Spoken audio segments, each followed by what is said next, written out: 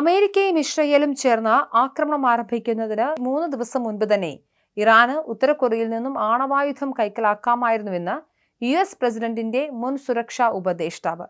ട്രംപിന്റെ ആദ്യ ഭരണകാലത്ത് അദ്ദേഹത്തെ സഹായിച്ച അമേരിക്കൻ അഭിഭാഷകൻ ജോൺ ബോൾട്ടനാണ് ഇക്കാര്യം വ്യക്തമാക്കിയത്. ഉത്തര കൊറിയൻ സർക്കാരിനൊരു വിമാനത്തിൽ ഒരു ആണവ ഉപകരണം സ്ഥാപിക്കാനും റഷ്യയിലൂടെ അത് വഴിതിരിച്ചുവിടാനും അഭ്യർത്ഥന ലഭിച്ച 22 മണിക്കൂറിനുള്ളിൽ അത് ഇറാനിലേക്ക് എത്തിക്കാനും കഴിയുമെന്നാണ് അദ്ദേഹം ചൂണ്ടിക്കാട്ടുന്നത്. ഇറാനും ഉത്തര കൊറിയയും തമ്മിലുള്ള ബന്ധത്തെ കുറച്ചു കാണരുതെന്നും ബോൾട്ടൺ വ്യക്തമാക്കി. ഇപ്പോൾ രൂപപ്പെടുന്ന ചൈന റഷ്യ അച്ചുതണ്ടിൽ ഇറാനും ഉത്തര കൊറിയയും രണ്ട് വ്യത്യസ്ത ശക്തികളാണ്. അതിനാൽ അവ തമ്മിലുള്ള സഹകരണം വലിയ ഭീഷണിയാണെന്നാണ് ബോൾട്ടൺ പറയുന്നത്.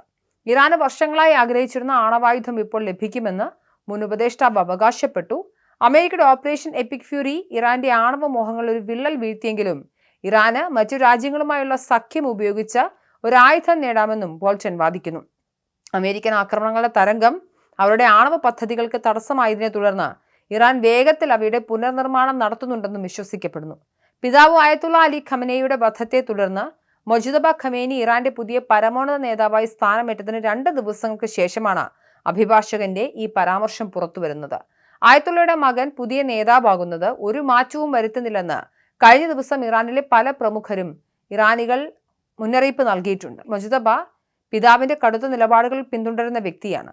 ഇറാനിലെ പൗരോഹിത്യ മേഖലയിൽ ഏറ്റവും സ്വാധീനമുള്ള വ്യക്തികൾ ഒരാളാണ് 56-കാരനായ മൊജ്തബ. വർഷങ്ങളായി തന്റെ പിതാവിന്റെ പിൻഗാമിയാകാൻ സാധ്യതയുള്ള സ്ഥാനാർത്ഥികൾ ഒരാളായി ഇദ്ദേഹം കണക്കാക്കപ്പെടുന്നു. ആക്രമണങ്ങൾ തുടർന്നാൽ മിഡിൽ ഈസ്റ്റിൽ നിന്നും 1 ലിറ്റർ എണ്ണ പോലും അയക്കാൻ കഴിയില്ലെന്നും കഴിഞ്ഞ ദിവസം ഇറാൻ മുന്നറിയിപ്പ് നൽകിയിരുന്നു. അതേസമയം എണ്ണ കയറ്റുമതി ചെയ്യാൻ ഉപയോഗിക്കുന്ന പ്രധാന കടൽപാതയ്ക്ക് സമീപം അമേരിക്കൻ സൈന്യം 16 ഇറാനിയൻ കപ്പലുകൾ നശിപ്പിച്ചു. ചില ആക്രമണങ്ങൾ കാണിക്കുന്ന ഒരു വീഡിയോയും ഇതോടൊപ്പം ഉണ്ടായിരുന്നു. പേർഷ്യൻ ഗൾഫിനും ഒമാൻ ഉൾക്കടലിനും ഇടയിലുള്ള ഒരേ ഒരു കടൽപാതയാണ് ഈ കടലിടുക്ക്. ഹോർമൂസ് കടലിടുക്ക്. അബുദാബിക്കടുത്തുള്ള അൽദഫ്ര എയർബേസിലും ബഹ്റൈനിലെ ജുഫൈറിലും പ്രവർത്തിക്കുന്ന അമേരിക്കൻ സൈനികർക്ക് നേരെയും ഇറാന്റെ റവല്യൂഷണറി ഗാർഡുകൾ മിസൈലുകൾ വിക്ഷേപിച്ചതായി പറയപ്പെടുന്നു.